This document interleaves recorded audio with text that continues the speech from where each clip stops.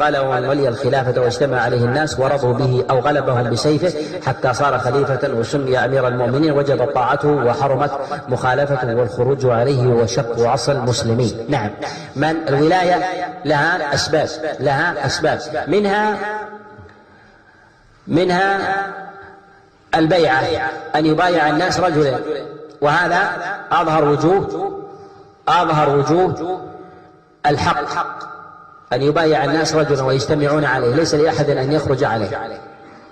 ومنها أن يجتمع عليه أهل الحل والعقد، ليس جميع الناس وإنما أهل الحل والعقد. ومنها الغلبة، أن يغلب بسيفه على بلد وهو في ذاته مسلم، وإن قتل من الناس حتى تغلب وتمكن فلا يجوز الخروج عليه.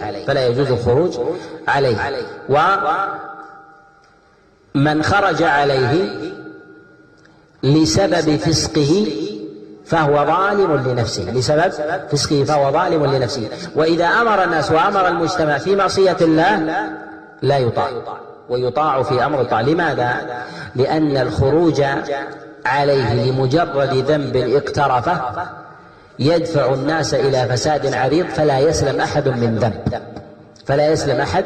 من ذنب، فيؤخذ على فلان أنه فعل كذا، ويؤخذ على فلان أنه شرب الخمر، ويؤخذ على فلان أنه نقل عنه فسوق أو نحو ذلك، فيدخل الناس في باب لا حد له من ذلك. ولهذا جعل الله عز وجل حماية المجتمعات بالطاعة بالمعروف واجتناب المعصية، فحينئذ الحق في ذلك هو المناصحة والتوجيه ودلالتهم إلى الخير. قال ومن السنة هجران أهل البدع ومباينتهم، وترك الجدال والخصومات في الدين، وترك النظر في كتب المبتدعة والإصغاء إلى كلامهم، وكل محدثة في الدين بدعة، وكل متسم بغير الإسلام والسنة مبتدع كالرافضة والجهمية والخوارج والقدرية والمرجئة والمعتزلة والكرامية والكلابية.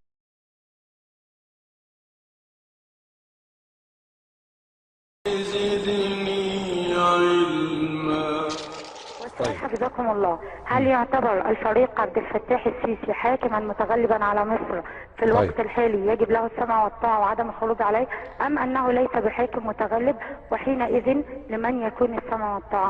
السؤال الثاني أسماء. شكرا جزاكم الله خيرا. طيب نواصل الأسئلة هنا. لو أخذنا سؤال أختنا أسماء، والحقيقة يعني قد يكون الحديث عن حادثة ما يصحب الكثير من الإشكاليات، لكن أردنا تأصيل هذه المسألة. وبالنسبة لما حدث في مصر وتكلمنا عنه كثيرا في مواضع متعددة، بالنسبة لما حدث في مصر لا شك أنه ثمة ظالم ومظلوم، وأما بالنسبة للظالم وهو ذلك العدوان الذي حصل لهذا الشعب من قتل، وكذلك أيضا أذية واغتصاب لكثير من محارمه، وما حدث من تبعة ذلك من إغلاق المساجد بالآلاف، وكذلك أيضا من سجن الآلاف وقتل أيضا الآلاف وسحلهم وحرقهم، ورمي أيضا جثث كثير منهم ربما أيضا في البحر، كما تكلم على هذا كثير. هذا مما يشير إلى أن القضية قضية إفساد في الأرض.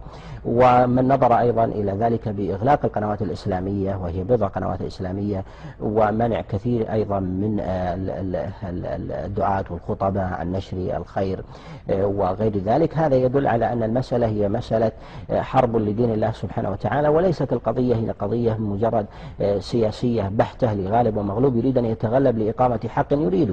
فالقضية ليست على ملك أو على كرسي أو سيادة، وإنما هي أكثر من ذلك. ولهذا ينبغي أن ينظر إليها من جهتين.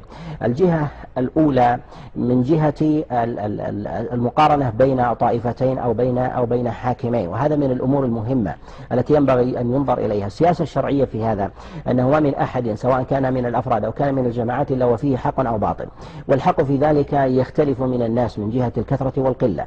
الإنسان إذا وجد طائفتين تختصمان على أمر من الأمور، أو وجد فردين يختصمان على أمر من الأمور، ينبغي عليه أن ينظر إليهما.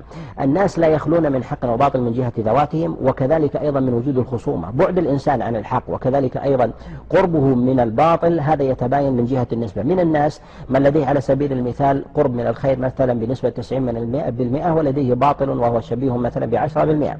ومن الناس من يقابله وهو خصمه لديه مثلا من الباطل 90% ولديه من الحق 10%.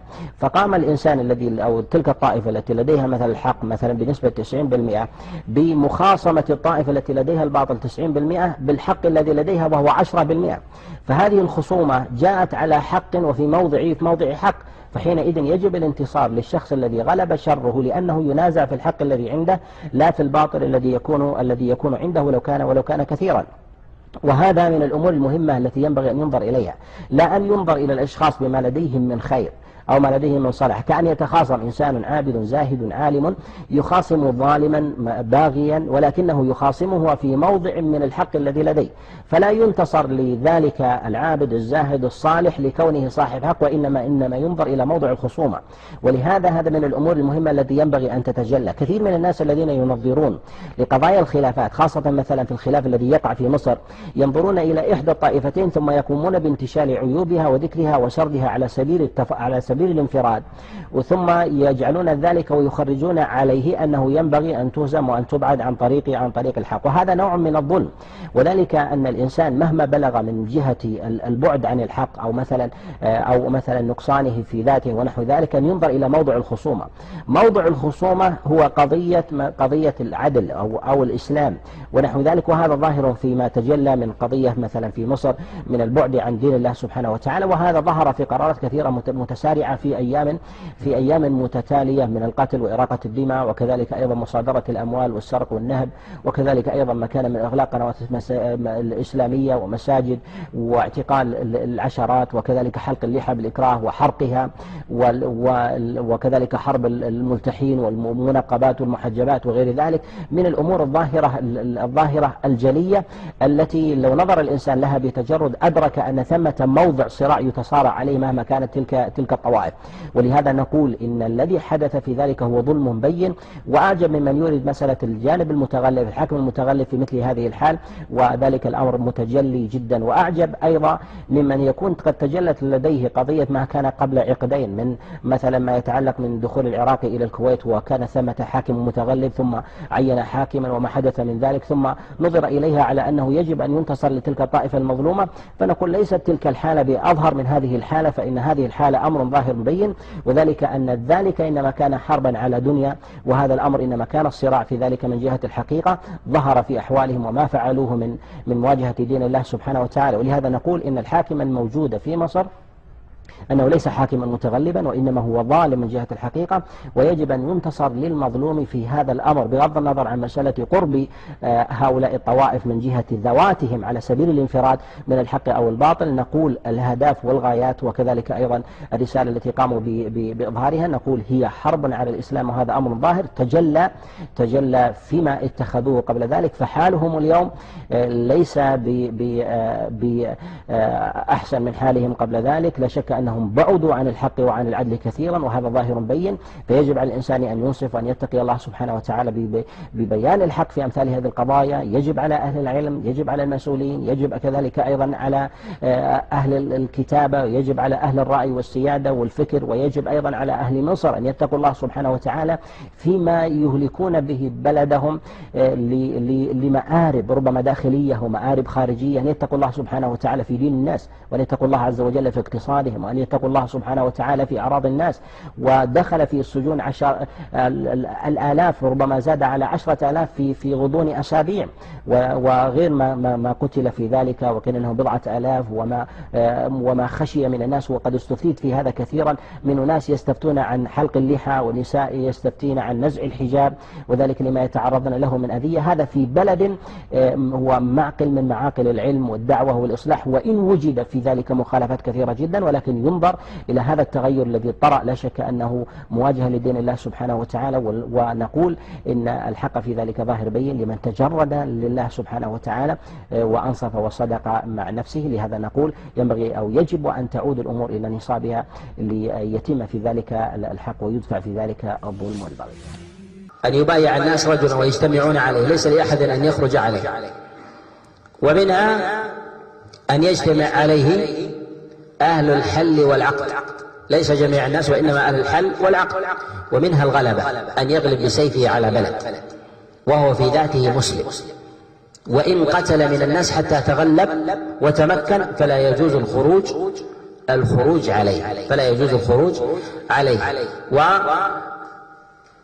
ومن خرج عليه لسبب فسقه فهو ظالم لنفسه، لسبب فسقه فهو ظالم لنفسه. وإذا أمر الناس وأمر المجتمع في معصية الله لا يطاع، ويطاع في أمر الطاعة. لماذا؟